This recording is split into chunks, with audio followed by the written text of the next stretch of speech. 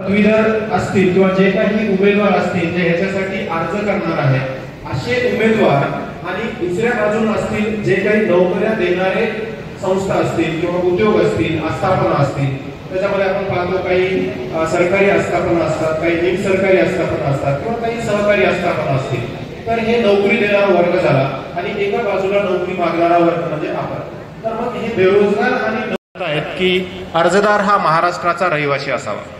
आपण महाराष्ट्रात जन्मलेले आहोत, आपल्याकडे भरपूर महाराष्ट्रातील दाखले आहेत, जसं की आपली टीसी असेल, त्यानंतर सनद आपण देतो त्याच्यासाठी, त्यानंतर बरेचसे आपण डोमासाईल प्रमाणपत्र काढतो. तर ही सर्व ह्याच्यामध्ये वयाची अट आहे आणि ही वयाची अट असेल किमान 18 वर्ष आणि कमाल 35 वर्ष. कारण आपली बेसिक शैक्षणिक पात्रता ही 12वी असल्यामुळं 18 वर्षात आपली 12वी पूर्ण होते. त्यामुळे 18 वर्षाच्या वर आणि 35 वर्षापर्यंत असे जेवढे काही बेरोजगार युवक आहेत हे सर्व या योजनेचे लाभार्थी असतील. अर्जदार हा 12वी पास, ITI, डिप्लोमा, पदवी, पदव्युत्तर शिक्षण झालेलं असावं आणि उमेदवाराचं बँक खातं सुद्धा असणं गरजेचं आहे. कारण जे काही आपले विद्यावेतन आपल्याला मिळणार आहे ते विद्यावेतन आपल्याला आपल्या बँक खात्यात मिळणार आहे. आपण जिथं प्रशिक्षण घेतोय ती संस्था आपल्याला पैसे देणार नाहीये, तर स्वतः महाराष्ट्र शासन आपल्या बँक खात्यामध्ये आपले विद्यावेतन जमा करणार आहे. दुसरी महत्वाची गोष्ट या योजनेत सहभागी होण्यासाठी आहे की आपल्याला आपली नाव नोंदणी करायची. ही नाव नोंदणी करायची आहे rozgar.mahaswayam या वेबसाईटवर. तेव्हा तुम्हाला पूर्ण वेळ एखाद्या नोकरीसारखं तिथं प्रशिक्षण घ्यायचं आहे.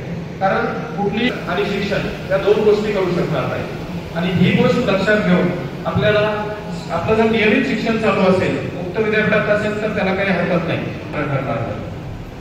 त्यानंतर दुसरी एक याच्यामध्ये गोष्ट शासनाने ऍड केलेली आहे की आता नवीन अभ्यासक्रम तुम्ही ऐकला असेल NEP 2020 किंवा नवीन शैक्षणिक धोरण, नवीन शैक्षणिक धोरण आणि काही बदलही शिक्षण. तर हे बदल लक्षात घेऊन जे नवीन शैक्षणिक धोरणानुसार एक मुद्दा असा आलेला आहे की जे काही कोर्सेस आहेत त्या कोर्सेस मध्ये शेवटच्या 6 महिने तुम्हाला एका बाजूला त्यांना या योजनेचा लाभ सुद्धा घेता येईल. हे फक्त कुणासाठी लागू असेल तर जे विद्यार्थी त्या कोर्सच्या अंतर्गत ट्रेनिंगसाठी जात असतील तर त्यांच्यासाठी सुद्धा हे लागू असणार आहे. याच्यासाठी आवश्यक कागदपत्रे जर आपण पाहिलं तर महाराष्ट्र राज्याचा रहिवासी असल्याचा पुरावा हवा आहे, आधार कार्ड, मोबाईल नंबर, शैक्षणिक कागदपत्रे जसं आपली TC असतं. कारण जे काही शैक्षणिक जे काही अनुदान असतं शासन पैसे आपल्याला मिळणार आहे, त्यामुळं आपलं बँक खातं आधारशी सीड केलेलं असावं. आता ही कार्यप्रणाली नेमकं ही प्रोसेस कशी चालणार आहे आपलं सिलेक्ट. तर याच्यामध्ये अर्जदाराला महास्वयं रोजगारवरती नोंदणी करायची आहे. तुम्ही आपली नोंदणी करणार आहात आणि जेव्हा तुम्ही तुमची नोंदणी करणार आहात त्याच बाजू दुसरीकडे गट आहे नोकऱ्या देणाऱ्या. झाल्यानंतर तुम्हाला 6 महिने पूर्ण करायचे आहे. त्याच्यानंतर तुम्हाला एक प्रमाणपत्र मिळेल आणि ते प्रमाणपत्र प्रशिक्षण पूर्ण करत असताना जे कौशल्य तुम्ही विकसित किंवा अवगत केलेलं आहे त्या अवगत केलेल्या कौशल्याच्या जीवावर तुम्हाला नोकरी शोधणं आणखी सोपं होणार आहे. तसंही याच्यात दुसरी पण गोष्ट अशी पॉसिबल आहे किंवा असं शक्य होतं की जर तुमचं काम खूप विद्यार्थ्यांना त्यांनी सांगितलं महाराष्ट्र शासनाने, महायुती सरकारने ज्या विविध शासकीय योजना सर्वसामान्य जनतेसाठी, भगिनींसाठी, मातांसाठी, विद्यार्थिनींसाठी, युवकांसाठी, ज्येष्ठ नागरिकांसाठी प्रस्तुत केलेल्या आहेत त्याचा लाभ घेण्यासाठी या कार्यक्रमाचं आयोजन केलेलं आहे. जनतेने या कार्यक्रमामध्ये उत्साहाने सहभाग घेतला पाहिजे आणि या कार्यक्रमामधून उठून जाता कामा नये. कारण हा कार्यक्रम फक्त तुमच्यासाठी आहे, टिकून आहे आणि स्त्रियांमुळेच कुटुंब भरभराटीला लागणार आहे. हा ही गोष्ट लक्षात ठेवली पाहिजे. मुलावर संस्कार करायचं काम आई करत असते, महिला करत असते. म्हणून स्त्री ही बळकट झाली पाहिजे, बलशाली झाली पाहिजे, स्वावलंबी झाली पाहिजे, आत्मनिर्भर झाली पाहिजे. म्हणून या योजना आहे. म्हणून आमची तळमळ आहे महिलांपर्यंत, भगिनींपर्यंत, मातांपर्यंत या योजना गेल्या पाहिजे. म्हणून ही योजना मोफत मुलींना मोफत शिक्षण योजना या ठिकाणी लागू केलेली आहे. आपल्या समाजामध्ये स्त्रियांची स्थिती दयनीय आहे. आपण पुरुष प्रधान समाज व्यवस्थेमध्ये राहतो. महिलांना महत्व देणे, महिलांचा दर्जा उंचावणे, महिलांना शिक्षण देणं आवश्यक आहे. मात्र आपला समाज असा आहे, मुलीचा जन्म झाला की मुलीचं लग्न हा एकमेव विचार आई वडिलांच्या डोक्यामध्ये येत असतो. लग्न तर होणारच आहे पण त्या अगोदर तिला शिक्षण देणे, उच्च शिक्षण देणे, तिला नोकरी करू देणे हा महत्वाचा भाग असतो. म्हणून मोफत शिक्षण योजना ही शासनाने लागू केली.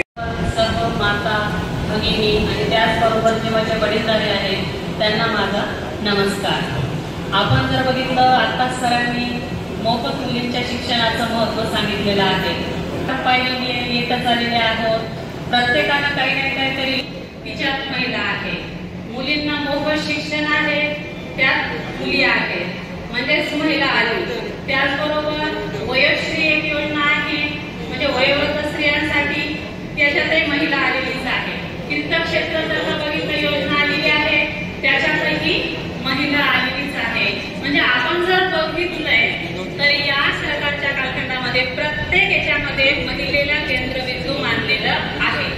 तर आता या योजनेचा उद्देश तर काय, स्त्रिया काही स्वावलंबी नसतात. बऱ्याचशा स्त्रिया काय घरी धुणं भांडे स्वयंपाक करायचा, घर सांभाळायचं, परत घरातल्या येणार जाणार, शेवटी पुन्हा सासूच्या नवऱ्याच्या सगळ्यांच्या शिव्याच घ्यायच्या.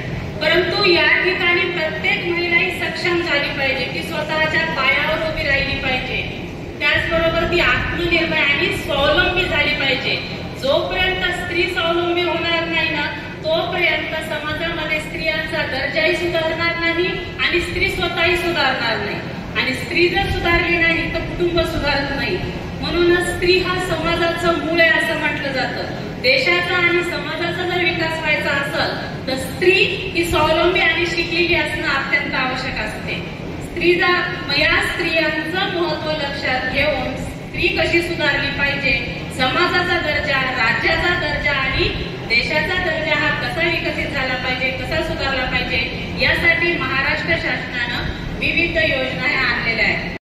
त्या फॉर्म मध्ये आता तुमचं आधार कार्ड होणार आहे. आधार कार्डवरचं तुमचं नाव आणि फॉर्मवरचं नाव तेच आहे की नाही, जन्मतारीख तुमची तेच आहे किंवा नाही, तुम्ही जे आता मी पात्रता सांगितल्या रहिवासी प्रमाणपत्र, आर्थिक उत्पन्न 2.5 लाखाचं किंवा TC, राशन कार्ड याच्यापैकी कोणता तरी तुम्ही दाखला पुरावा लावला आहे किंवा नाही याची ते तपासणी करणार आणि ती तपासणी जमा होणार आहे. नेक्स्ट, दुसरी महिलेसाठी आलेली योजना म्हणजे जे शहर आहे, खरं तर अर्धापूर नगरीविषयी जर बोलायचं झालं तर या ठिकाणी सर्वत्र हिरवळ आहे, सुजलाम सुफलाम असणारा हा भाग आहे. आणि याचं जर श्रेय कोणाला जात असेल तर कैलासवासी शंकरराव चव्हाण साहेबाला जातं. म्हणूनच त्यांना जलनायक असं म्हणून ओळखलं जातं. अर्धापूर नगरीचे प्रथम नागरिक छत्रपती कानोडे साहेब, मुख्यमंत्री माझी लाडकी बहीण या योजनेची विधानसभा क्षेत्र निहायची समिती गठीत करण्यात आलेली आहे. त्या समितीचे सन्माननीय अध्यक्ष दत्ता पाटील साहेब, त्याचबरोबर माझ्या समोर बसलेले सर्व पक्षांचे सन्माननीय पदाधिकारी, तुझ्या नागरिक बंधू भगिनी, शासनाच्या विविध योजना आपल्या मार्फत पोहोचवण्यासाठी, जनसामान्यापर्यंत पोहोचवण्यासाठी हा कार्यक्रम आपण जिल्हा प्रशासनाच्या सूचनेनुसार हाती घेतलेला आहे. अर्धापूर तालुक्यामध्ये 5 ठिकाणी हा कार्यक्रम नियोजित होता. आज शेवटचा दिवस आहे. या ठिकाणी हा कार्यक्रम अर्धापूर तालुक्यामध्ये घेण्यात आलेला आहे. आपल्याला माहित आहे की कुठलंही शासन जेव्हा काम करत असतं तेव्हा ते लोकांसाठी काम करत असतं. म्हणजे शासनाची ही जबाबदारी आहे की आपल्या राज्यातल्या लोकांना सक्षम करणं, त्यांना आत्मनिर्भर करणं, त्यांच्या समस्या जाणून घेणं आणि त्यांच्या समस्येची उपाययोजना करणं. भारतीय सामाजिक उपक्रम हे राबवले जातात, योजना राबवल्या जातात. आपल्या देशामध्ये महाराष्ट्र शासनामध्ये विविध योजना या जनसामान्यांसाठी सांगितलं आपल्याला की या योजनेची काय व्याप्ती आहे, या योजनेचे उद्देश काय आहेत. तर त्या योजनेचे उद्देश, त्याची व्याप्ती आणि त्याची पात्रता, निकष काय आहेत आणि त्या कुठं अर्ज केला पाहिजे आणि कशा पद्धतीची कागदपत्र आपण त्याला जोडली पाहिजे असं त्यांनी केलेलं आहे.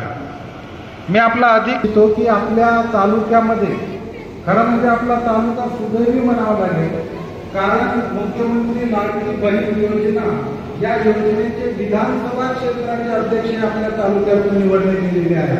म्हणजे की या तालुक्याला अधिकाधिक लाभ त्या योजनेचा आपण देता येईल अशा पद्धतीनं CDPO असतील, BDO साहेब असतील, CO साहेब असतील आणि आम्ही जेवढ्या प्रशासकीय यंत्रणेकडून या योजनेचं काम जितकं अधिक गतिमान करता येईल आणि जितकं निर्दोष करता येईल तितक्या पद्धतीनं आम्ही केलेलं आहे.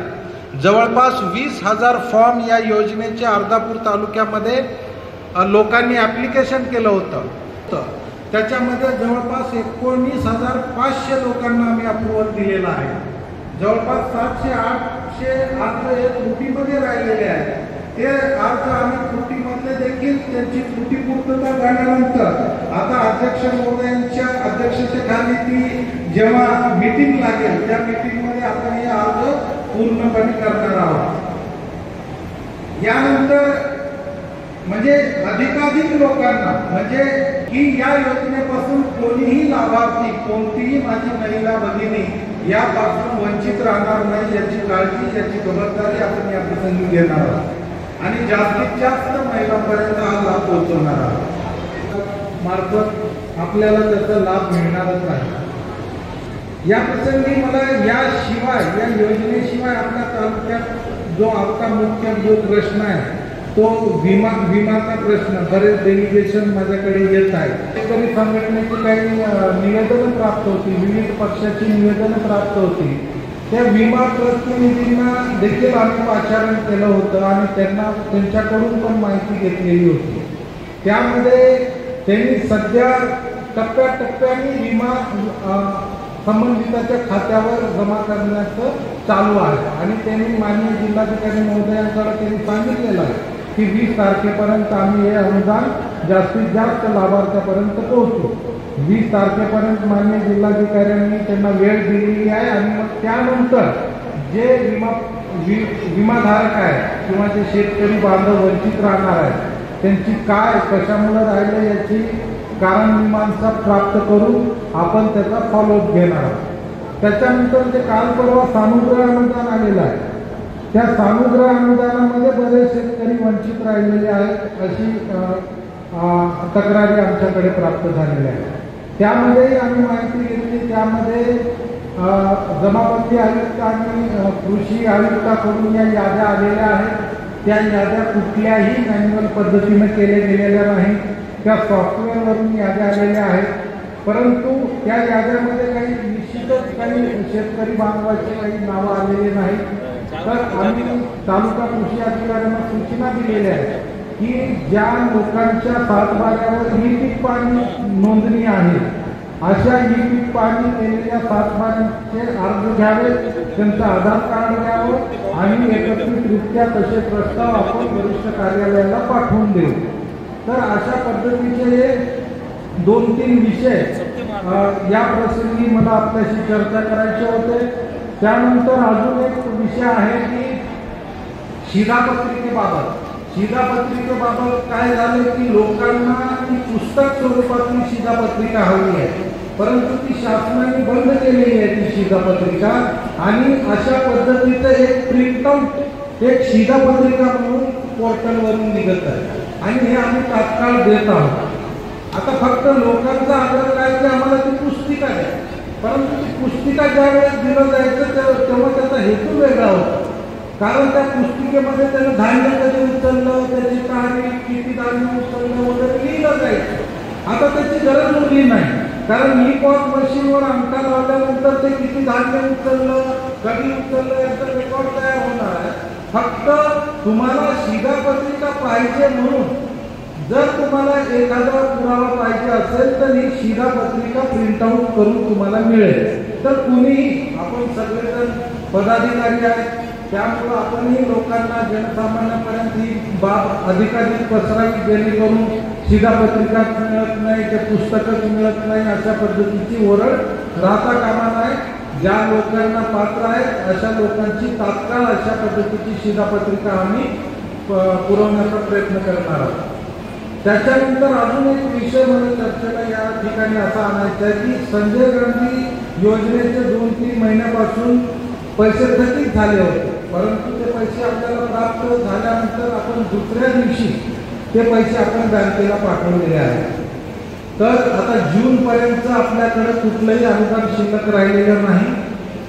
मध्यंतरीच्या काळात काय झालं होतं की शासनाने अशा लाभार्थ्यांना डायरेक्ट डीबीटी ट्रान्सफर करण्यासाठी त्यांचा विचार होता, त्यामुळं ते 2-3 महिन्यासाठी थांबवलेलं होतं, ते निधी प्राप्त झाला नव्हता. परंतु त्यांना अधिक विलंब लागणार आहे जेव्हा शासनाच्या निदर्शनास आलं तेव्हा त्यांनी सांगितलं की पारंपरिक पद्धतीनं तुम्ही चेक बँकेला द्या आणि आम्ही तसे चेक बँकेला दिलेले आहे. परंतु येणाऱ्या काळामध्ये त्या सगळ्या योजनेचे पैसे देखील डायरेक्ट त्यांच्या खात्यावर पडणार आहेत आणि पारंपरिक पद्धतीने हे वितरण बंद होणार आहे. तर आपल्या मार्फत मी जे नागरिक ज्यांनी आपलं आधार कार्ड, बँक पासबुक, बँकेला आधार संलग्न केलेलं बँक अकाउंट नंबर आणि त्यांचे कागदपत्र ज्यांची राहिली आहेत, जवळपास आम्ही 80% कलेक्ट केलेली आहे, परंतु ज्यांची राहिलेली आहेत अशा लोकांनी तात्काळ हे बँकेचे पासबुक आम्हाला आधार कार्डाशी संलग्न करून आणून द्यायचे, ती कागदपत्र आणून द्यायचे, जेणेकरून डीबीटी मध्ये जेव्हा हे वितरण संजय गांधी योजनेचं किंवा इंदिरा गांधी योजनेचं डीबीटी मार्फत जेव्हा वितरण सुरू होईल त्यावेळेस आपल्याकडे तक्रारी प्राप्त राहणार नाही. तर आपण या कार्यक्रमाला उपस्थित राहिला, आपण या योजनेची माहिती घेतली, विविध योजनेची माहिती घेतली, आपण या कार्यक्रमाला सगळेजण उपस्थित राहून मार्गदर्शन घेतला. त्याचबरोबर सीओ साहेब यांनी सुंदर प्रकारे हॉल उपलब्ध करून घेतलेला आहे आणि छानसं नियोजन या कार्यक्रमाचं केलेलं आहे. सर्व शासकीय अधिकाऱ्यांचं, कर्मचाऱ्यांचं, इथं उपस्थित असलेल्या नगराध्यक्षांचं, अध्यक्ष महोदयांचं आणि या योजनेसाठी ज्यांनी LED वर ज्यांनी छानसं प्रेझेंटेशन करून या योजना ग्रामीण भागापर्यंत, शहरी भागापर्यंत पोहोचवत आहेत त्या योजनातून प्राध्यापक मंडळीचं सर्वांचं आभार व्यक्त करतो आणि मी माझी रजा घेतो. धन्यवाद.